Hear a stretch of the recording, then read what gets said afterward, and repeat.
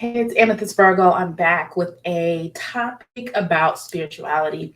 And what I wanted to just talk about is manifestation. I believe I brought it up before. So if you search any of my spirituality videos, specifically where I don't necessarily focus on astrology, I may have mentioned this. But when we are thinking of manifestation, a lot of times people want what they want when they want it and they want it quick. And though, yes, in the spiritual world, and you can use energy to move things along faster. You can use energy to make something more aligned with what you want. We know this, right? People who are spiritual. Like you sometimes I know if something isn't working the good old fashioned way through like earthly principles, you can call on whatever spiritual beliefs you have. You can do whatever spiritual routines, rituals, etc. that you do. But another thing that I've learned in this space is that a lot of times people will give up. Oh, this doesn't work. Oh, it was a coincidence, and I don't believe in manifestation. Like people say these things, right? And the reality is, unless something is on your timeline, right, you might not be able to get it right then and there. And it doesn't mean manifestation doesn't work. Some manifestation that you make take years. Some take years. Some may take, right, like months, days. One, we also know that energetically, certain things are going to align more under certain moon cycles, under certain planetary hours, with certain planetary aspects, right? Like we also know that. But sometimes people will say, well, I tried to manifest the house and I didn't get it. So this doesn't work. But it's like, no, it wasn't a part of your timeline for you to get that house then. No, you weren't supposed to, right? You weren't supposed to get a house right then and there with your boyfriend because you weren't supposed to be with him. And you might have learned 2 months after you didn't get the house you wanted, someone else, put a offer in that this person was, unfaithful, or this person wasn't the right one for you. So sometimes I think we have to understand that there are blessings along the way, even when we don't get what we want right then and there. And if you don't get what you want right then and there, as a spiritualist, as a spiritual person, doesn't mean to give up. It needs focus on something else because we all have a timeline. And you can be the most spiritually knowledgeable person. There are people who have vast understandings of things spiritually that I don't talk about on this channel, right? Right? Because spirituality is not, it doesn't belong to one person. And that's why when people do it for selfish reasons, it's actually not in accordance with the natural law of spirituality. Now, of course, yes, there are different types of spells, magic, rituals. There are different types of ways to bend things to your will, all of those things. We know that, okay? But the best magic, the best spiritual principles are ones that are just of pure intent, right? It is focusing on yourself and not the other person. It is enhancing your life and not focusing on, right? Now, again, are there times where people have wronged someone extremely in very disturbing ways where a person may use some type of, spiritual attack on them? Yes. And in those cases, I would say that I do understand. I personally operate under the, I'm not harming anyone. I don't expect anyone to harm me. If somebody tries to harm me or someone I care about, right? Like, and again, I think most people have that protective nature in them, right? But the point that I'm trying to make is that no matter how much knowledge you have about spirituality, right? People may have even titles in certain spiritual communities. The point is, there are still things that you're meant to discover on your own.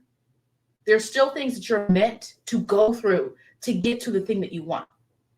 And that magic and spirituality or tarot, whatever it is, people dabble in. It does not mean dabble in, or some people do it as a career, right? So when I say dabble, I don't want to lessen spiritual practices as just hobbies. For some of us, it's not a hobby. It's what we do. It's a part of our lives, right? But the point that I'm trying to make is that it's very important for you to understand your timeline. And some things aren't for you right then and there. And actually, by with universe withholding from you, universe is going to give you something bigger than what you wanted to manifest. And when you're manifesting, you can see signs along the way that you're there. But we have to understand a certain level of patience. And we have to understand the things that are easy. There are things that are easy to manifest. There are things that if you do the right intention today, you might see it tomorrow. There are definitely systems where that works. But when people want really, really big things, I think I did talk about this in one video. Sometimes that takes time for the energy to line up, especially if you're trying to manifest something that has nothing to do with your life right now.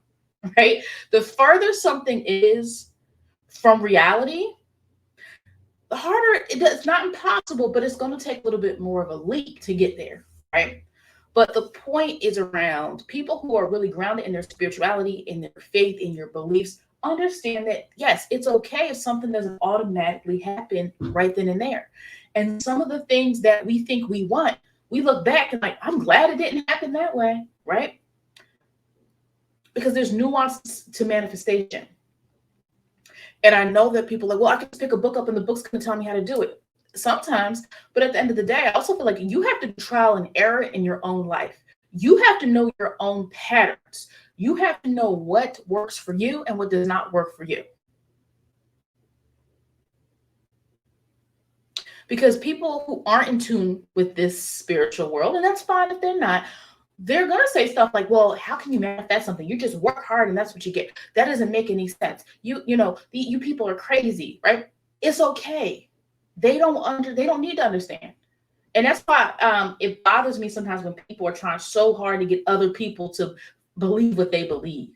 In general, I don't think we should force any beliefs on people, right? Any beliefs that have to do with like a religious or spiritual belief, like that is people's personal decisions of how they want to live. They're not hurting anybody, right? Like we don't have the right to intervene. But the reason I don't like it especially is because, people will try to impose things on you when you've experienced the thing you're talking about, right? But they've never experienced it. They've never, ventured that far off their path.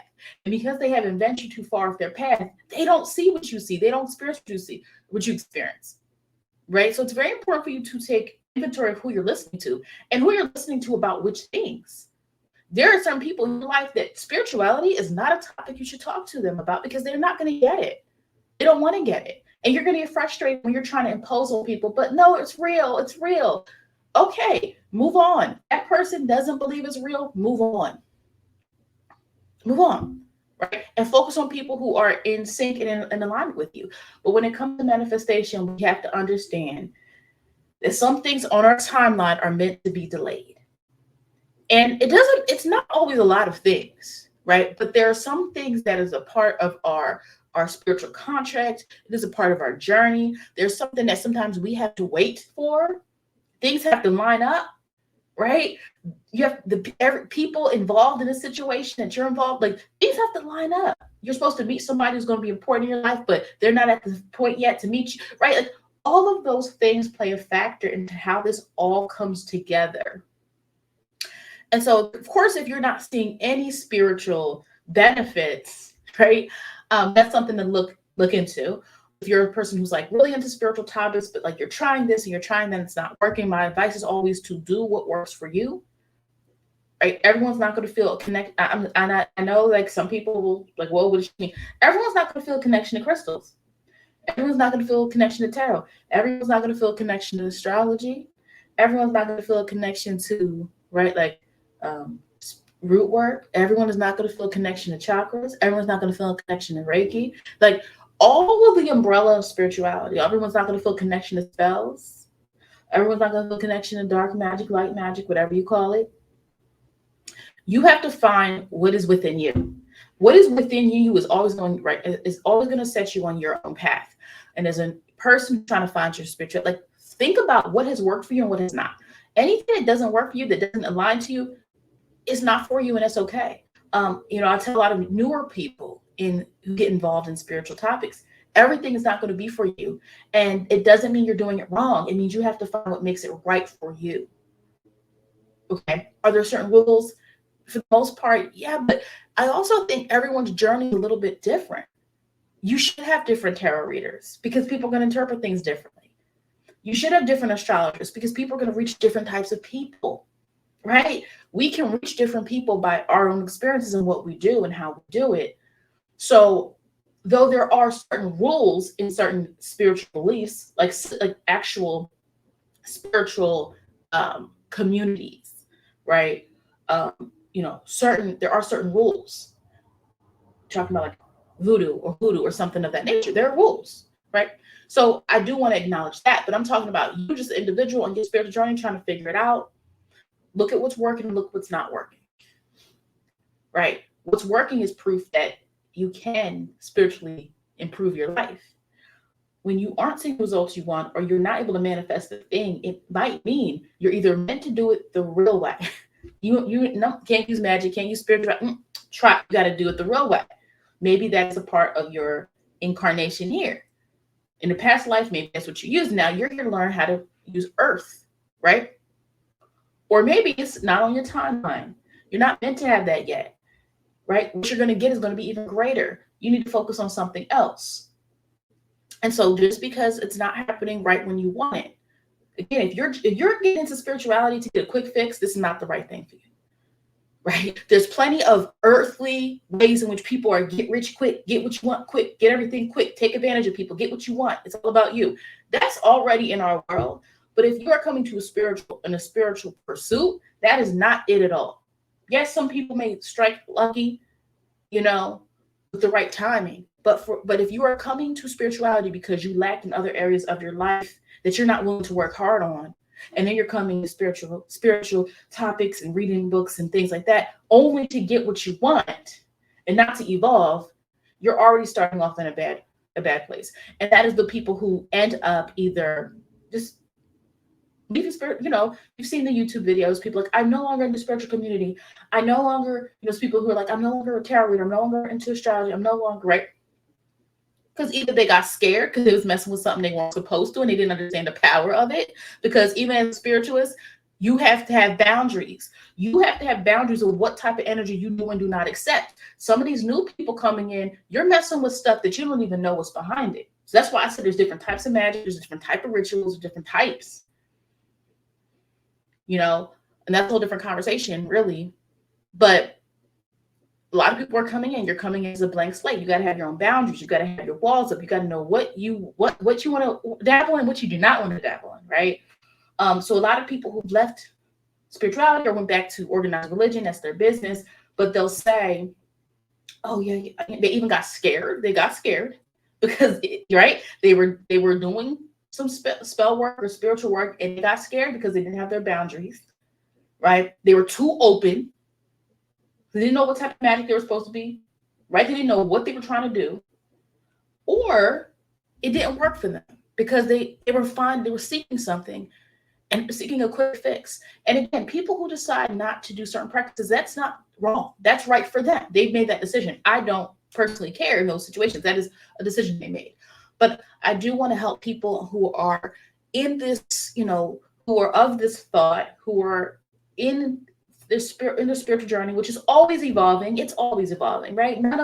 Nobody, even people who have spiritual titles, nobody 100% knows every single thing. And I don't think you're supposed to 100% know every single thing. You could pick up energy, you could be intuitive, but I do think we are also here on this journey to figure things out and learn things on our own to some extent. So even if you go to see a reader or a medium or something, they're going to tell you some things if they're a good one.